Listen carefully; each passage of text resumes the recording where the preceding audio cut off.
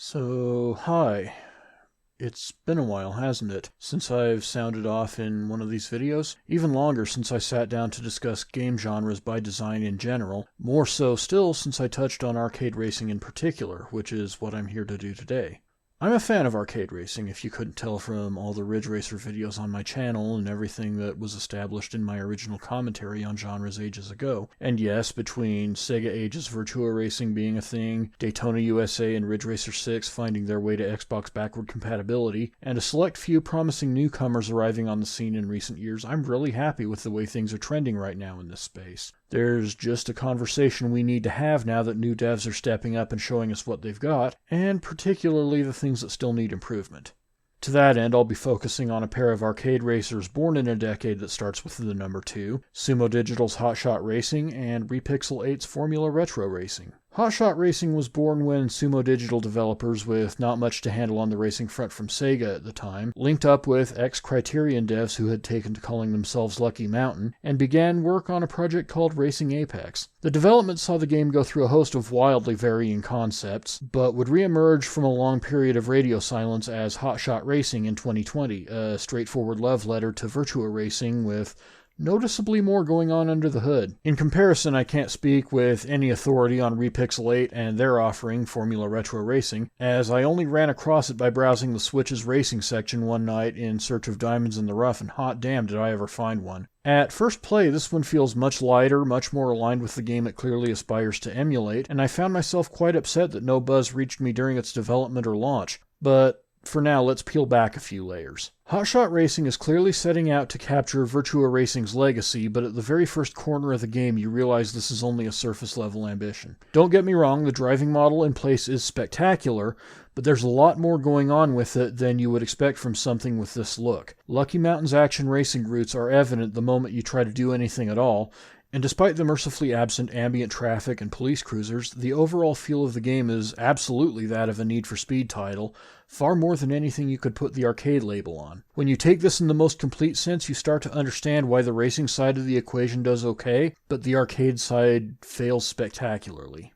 In comparison, Formula Retro fares much better on this front, with a simpler driving model that makes the game feel like a proper Virtua Racing successor. Almost as quickly, though, you come face to face with absolutely brutal predatory AI that seems far less concerned with winning the race than with keeping you from making progress, and collision mechanics, both a damage meter that causes you to crash out and eventually run afoul of the timer after sustaining enough contact, and physics that can cause your car to change direction when contact is made. The latter is something both games are guilty of, and would be troubling even without a timer in play, because potentially getting redirected into a wall and forced to guide your car back onto the road gives the competition ample time to gain an insurmountable lead.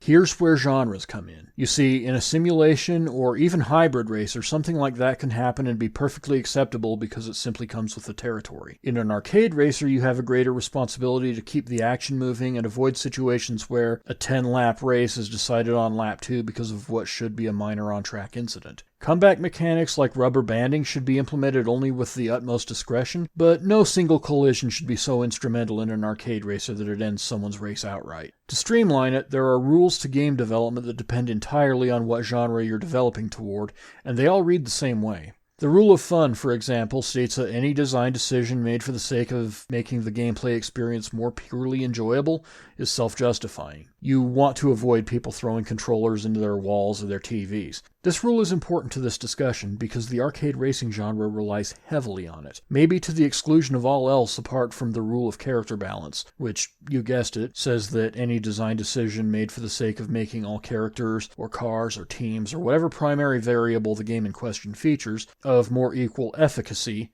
is self-justifying. There's a whole list of these. There's a rule of realism that drives the simulation genre, a rule of cool that might be the defining differentiator between arcade and action racing, a rule of player balance, or the Mario Kart Special, where the goal is to undermine strong players and elevate weak players on the fly in an effort to produce more equal outcomes across wildly disparate skill levels, and the rule of difficulty, the self-explanatory credo currently championed by From Software. These rules do not apply all at once. In fact, they're all context-intensive, and many of them are even mutually exclusive, and they mostly depend on what genre you're developing toward. This also just scratches the surface, and there's a simple beauty to it that any developer can create their own similar rules on the fly and should succeed in carrying out their creative vision so long as they adhere to them. However, when working on a game with such clear influences, it becomes even easier since that part of the job is done for you ahead of time. An ideal arcade racer, for example, subscribed to the rule of fun, the rule of character balance if there are meaningful differences between vehicles at all, and the rule of cool, effectively in that order, whereas with an action racer, like Need for Speed or Burnout, the rule of cool comes first with the rule of fun coming in further down the list. That isn't to say that any racing game you make with those priorities will be an arcade or action racer. There are obviously other more straightforward design requirements it needs to meet, just that it is the optimal way to produce the best examples thereof. One aspect of racing games that always come under the scrutiny of critics and players alike is the handling of collisions. Going as far back as my teens, I can recall reviewers griping about bumpy, boxy, unexciting collisions where two cars make some contact, there's some loss or gain of speed depending on their relative positioning, and nothing else. What might have been unfathomable to those critics at the time is the fact that those boring collisions were far more likely due to design choice than hardware constraints. This is where the rule of fun and the rule of cool are at odds. The rule of fun wants the action to keep going and the race to remain competitive.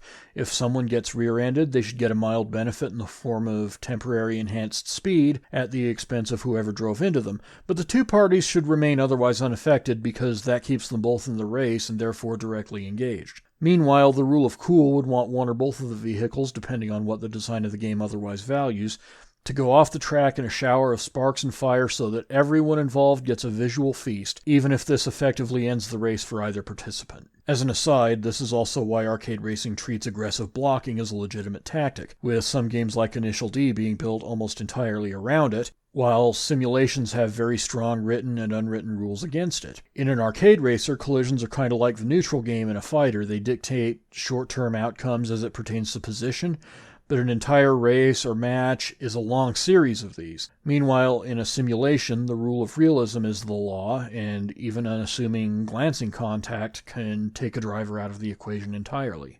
So why did I just go into such great detail on this?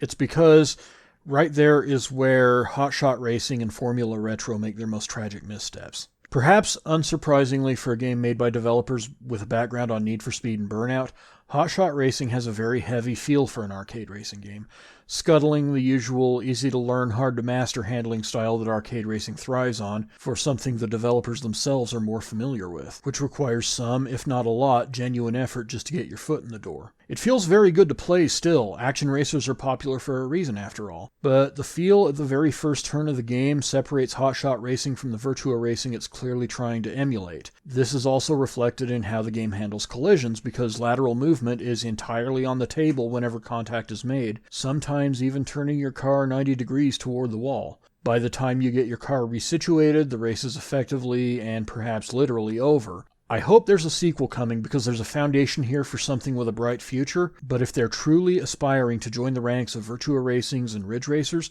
the number one thing that has to go is rotational force in a collision. Formula Retro is a different beast altogether, but its issues lead to the same destination. The handling is spectacular here, really going out of its way to make itself the natural successor to Virtua Racing. The problems creep up when you try to make any pass at all. The AI is especially predatory, going well out of its way to make contact with you on the way around, which shouldn't be that bad if this was just a regular run-of-the-mill arcade racer. There'd be some light contact, you may lose speed if you connected with their rear bumper. Both cars would be able to attack the next section just fine, because we really don't do significant collision consequences in this genre when it's at its best. In Formula Retro, however, contact is met with a bounce that will see cars pushed a good distance apart, once again opening up the possibility that you will get pushed off the road completely, and perhaps even stuck on some environmental element when you get there. Consider for a moment that this game includes versions of Monte Carlo and Fuji Speedway, and you get a pretty good idea of the stakes in play here. This is made even worse by two compounding elements. A damage meter, which will result in a cutscene crash that eats up precious seconds before you respawn, and a timer that can be fairly oppressive at the higher difficulties even when you drive perfectly. In this case, anything short of perfection will turn the timer into an inevitability. The real violation of the rule of fun comes in the form of too many things piled up against you. The timer itself is tight enough that you could throw the damage meter out completely and revert to a collision mechanic more reminiscent of Sega Rally or Daytona, and still have a sufficiently challenging game for the timer that's in place, which is honestly where I hope they go with the upcoming sequel. Now, it should be noted that no, I am not the developer of either of these games, so I can't rightly step into their heads and say one way or another that Virtua Racing is an aspiration that runs more than skin deep. All I can do is point out that if this is the case, there are a couple of spots where the rule of cool was adhered to, where it should have given way to the rule of fun. I also don't want to come off as being overly critical of either game because at the end of the day, I still have a blast playing them and I am genuinely happy they exist. If nothing else, there are talented eyes focusing on the arcade racing genre, which is good because founding fathers like Sega and Namco have all but abandoned it. The real message of this video, for any developers really, is that the rules system is an excellent way to understand the design of any game you may be aspiring toward. In this case, it could turn a couple of indie racing games into games entirely worthy of standing side by side with their inspirations. And that might be a profound statement, but truthfully, neither of them are that far off. For everyone else, please go check out these games because they are absolutely worth going out of your way to try if you like arcade racing at all. And that's all for now. Please like, comment, share, and subscribe if you liked this video. I'm Patrick Mifflin, sounding off.